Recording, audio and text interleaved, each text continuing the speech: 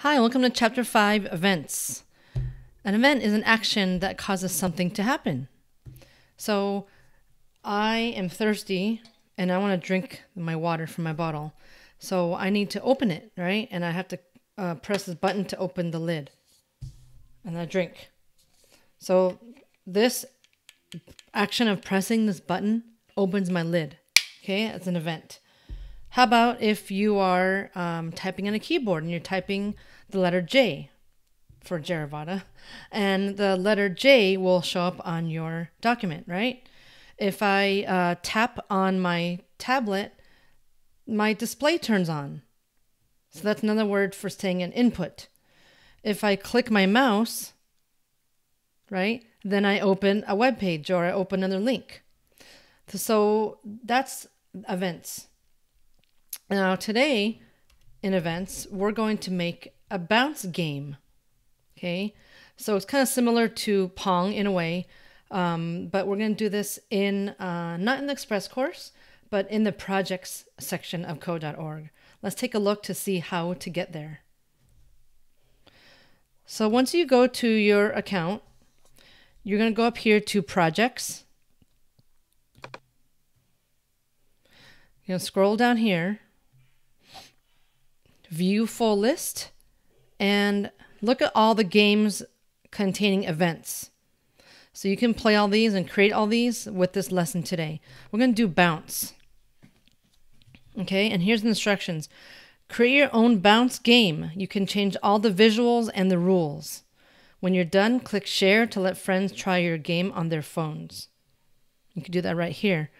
I'll talk more about that in the challenges chapters of how you can play other people's games and how you can share yours.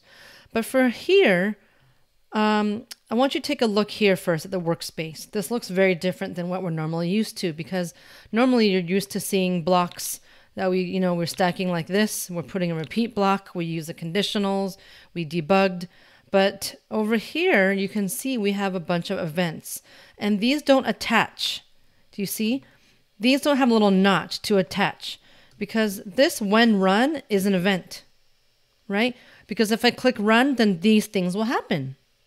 Now, when we play a game or we make a game, we have to look at the different events we have. You see right here? And let's make them drag them all the way up here so we can see what we have to do. Okay? Now, we are making a game for someone, right? And when you make a game for someone, you have to ask yourself, should I make the game challenging? Should I make it medium level or really easy? Should it be really complex, really simple? Do I want to put some really cool graphics on it? Do I want some cool sound effects? Those are all the things you're considering, because you're using empathy. And what is empathy?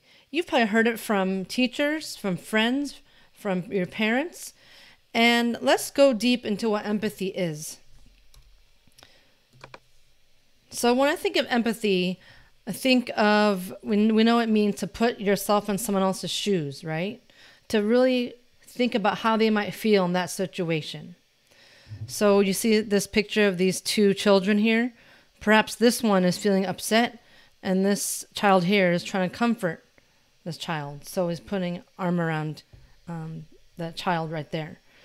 One other way I would like to explain it is through the movie you may have seen or heard of called Inside Out. And I want you to see how and identify who is empathetic to Bing Bong right here, and how the character was able to listen. Okay? Let's watch. No! No, no, no! You can't take my rocket to the dump! Riley and I are going to the moon!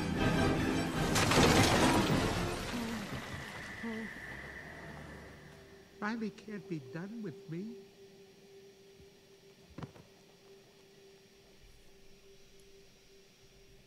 Hey, it's gonna be okay. We can fix this. We just need to get back to headquarters. Which way to the train station? I had a whole trip planned for us. Hey, who's ticklish, huh? Here comes the tickle monster. Hey, Bing Bong, look at this. Oh, here's a fun game. You point to the train station and we all go there. Won't that be fun? Come on, let's go to the train station. I'm sorry they took your rocket. They took something that you loved. It's gone. Forever. Sadness. Don't make him feel worse. Sorry. It's all I had left of Riley. I bet you and Riley had great adventures. Oh, they were wonderful. Once we flew back in time, we had breakfast twice that day. It sounds amazing. I bet Riley liked it. Oh, she did. We were best friends. Yeah, it's sad.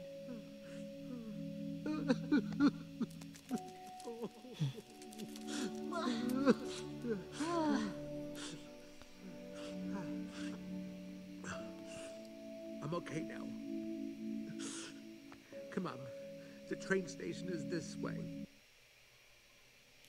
Okay, so you could obviously tell that Sadness was the empathetic towards Bing Bong because she was saying, I know how you feel. You lost your rocket. You must be sad. I know that. And that's when Bing Bong started opening up to Sadness and explaining how he's feeling, right? Whereas Joy was trying to entertain him by tickling him and making funny faces. So she wasn't acknowledging how he's feeling. That was her way of trying to, get them moving along to get out of there. But empathy is very important as a life skill, as you know, is when you see someone hurt.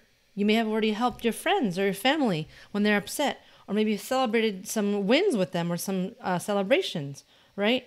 So we need to be empathetic in all our life, with everyone in our life. But here, when we're talking about coding, you're making a game for someone. So going back to our bounce game, okay, let's just make a game that is fun and not too hard, but not too simple. But let's make a game that has really cool sound effects. Okay. Now in this game, just so you know, you can't make really cool graphics, right? You just have to get what you get. So, but this is a great start because if you can make this game, then you're going to love the last chapters because you get to actually do that in many different ways. So let's take a look first. We have this paddle and the ball. And the ball is going to be coming out of here and it's going to be hopefully bouncing off this paddle to go in the goal. And can you guess how we move the paddle? Let's look at these event blocks. When left arrow, when right arrow, when ball hits the paddle, when ball hits the wall, when ball in the goal, when ball misses paddle. And then over here we have the different blocks we can use to signal the events, right? Move left, move right. That sounds like we can attach that to our left arrow and right arrow blocks, right? We have bounce ball, play different sounds, scoring points, scoring opponents' points, launching a new ball. We could set the ball and paddle speeds. We can also set the scene, the ball, the type of the ball, and the paddle. And that could be something we could do fancy. But let's start simply with these right down here. Okay, let's set the background. Let's make the background retro for fun. All right, and then let's set the ball to maybe hard court. And the paddle can be, let's just do random for fun. So when I click run, these things are going to be set up. Okay, so let's just see what that looks like. So our scene's retro. Our ball is a hard court. Do we see a ball yet? No. But we see a paddle. It's random. So we need the ball to come down, don't we? So how can we signal the ball to come down? When would that be a good point to get the ball to come down? Maybe when you click run, we can launch the new ball. Okay, let's launch that. Oh, And there goes the ball. Oh, but it got lost. So let's look and see. We've already made these events happen, didn't we? You can click these or you can use your keyboard and do that. And I'll use my keyboard. Let's reset and run. I use my keyboard. Oop. Ooh. What happened? Our ball's supposed to bounce off the paddle and go the other direction. So we need to create that program, don't we? Right? So we should look back at our events. When ball hits the paddle, there we go. Then what should the ball do, guys? Let's see. Bounce? Yes. And then we can look at all these other ones. We can start saying them right now. When ball hits the wall, what should the ball do when it hits the wall? Should it make a sound? Should it launch a new ball? Let's make it make a sound. Okay. And let's try that. Run that. And let's hear it. It should hit a sound. Ooh, you hear the sound? Okay. Now, our ball didn't go into the goal. So we need to do something, don't we? Because if it went into the goal, it would get a score, wouldn't it?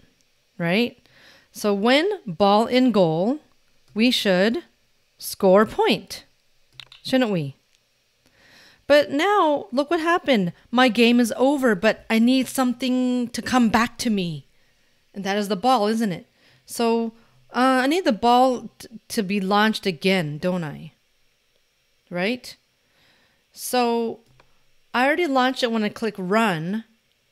And then I know that I have these events over here. When the ball hits the paddle, it should bounce. Should I launch a new ball? No. When ball in the goal, should I score a point? Yes. Oh, maybe you can launch a new ball after I score a point. That would be good, right? But then again, what happened? What should happen? Because my ball just went to the corner and nothing came out. So maybe when the ball hits the wall, I can get a new ball. Or when the ball misses the paddle, I could get a new ball. Let's try it. Let's just try it. I don't want to put too much at once because it's going to be a lot. So run that. Ooh. Oh, no. Wait. Oh, there goes our ball. It came back. Right? Because it missed the paddle. Wait, but now I don't have anything. When is the ball going to launch? Only under two conditions. When I click run and when it misses the paddle. So what if I want it to keep going and continuously going? Then maybe I should have it that the ball hits the wall. It launches a new ball. Let's try that. Now watch this. Oh. And I got a score. You know what? This is getting better. But I really wanted to make more sound effects, didn't I? Remember that? And I didn't have a sound effect when I scored because a lot of times in video games, then when we score, we get some kind of cool sound. So what event will that be? When ball in goal, I can play a sound. Ooh, look at all those. Win point. Let's try it. Run it. Oh. My ball should be coming back now. There we go. And it's bouncing. Yes, do you hear that? Yes. And that seems better now, right? That's more fun now. Oh my gosh. But look it. There's too many coming out at once. Maybe you like it, maybe you don't, but you know what to do to change it, right? So there's a lot you can do in this game. Okay, take a deep breath. Okay, that's a lot. But you can set the speed. There's endless possibilities. And I want you to explore that on your own. Okay? And again, go ahead, do your own reflection time. All right, in the next chapters, we're going to learn how to make some games and do our coding challenges. So I'll see you in the next chapters.